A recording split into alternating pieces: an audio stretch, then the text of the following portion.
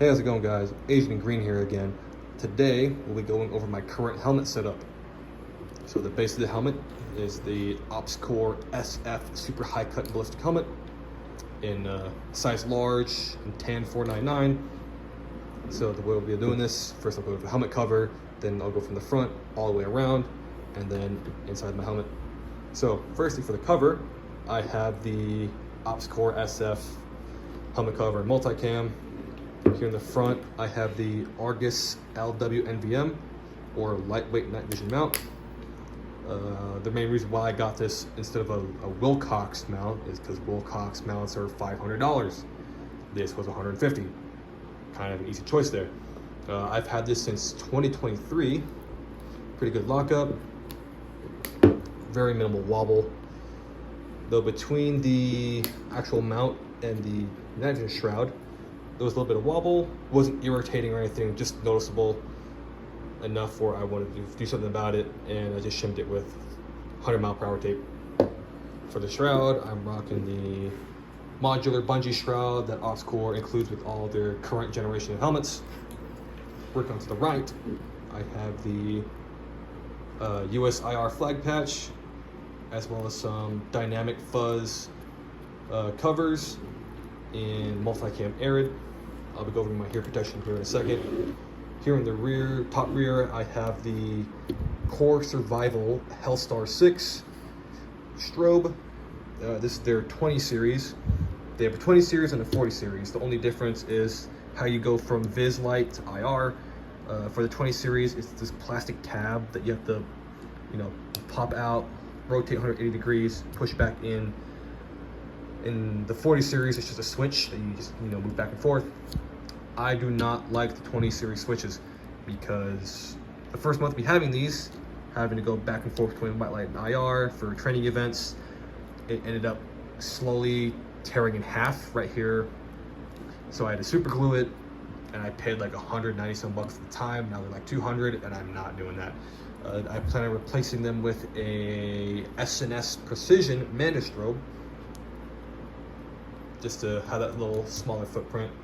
But here I got the steady green with a white flash.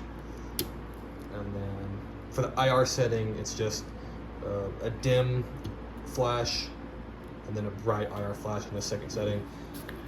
Here in the rear, I have the Shock Concepts brain pouch in Ranger Green and a 120mm mortar patch from Fire for Effect.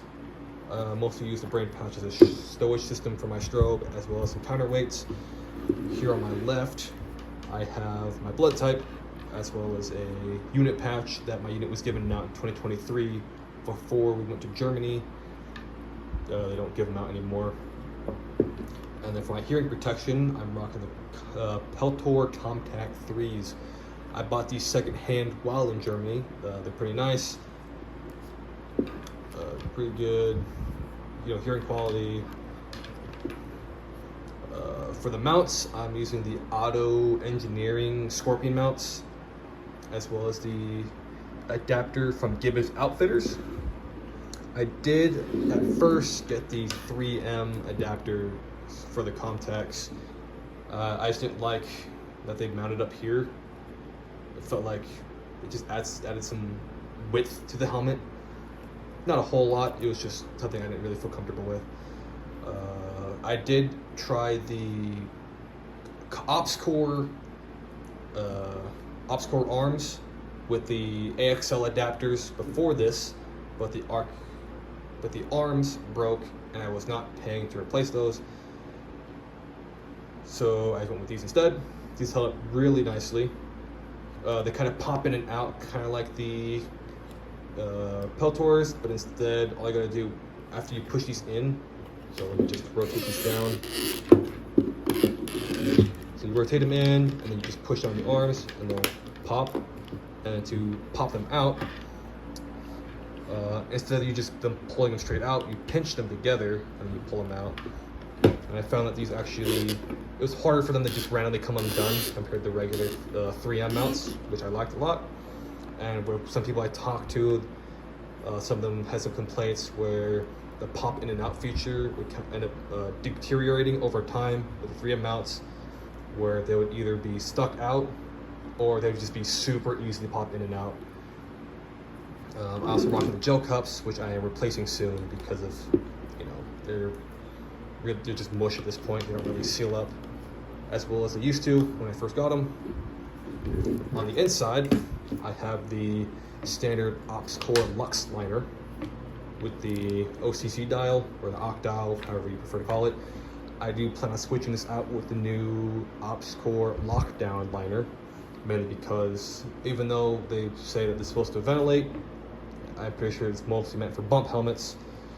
And since this is not a bump helmet, the air still gets trapped within this top of the helmet. And even though it is pretty comfortable, I have no issues with the comfortability.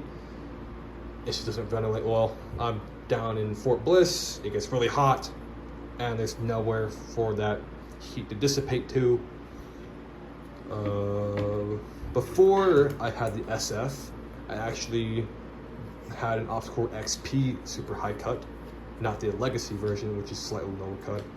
I bought that one directly from Ops Core, and then they debuted the Ops Core debuted their next gen SF, and every website that had the quote-unquote legacy SFs in stock discounted them.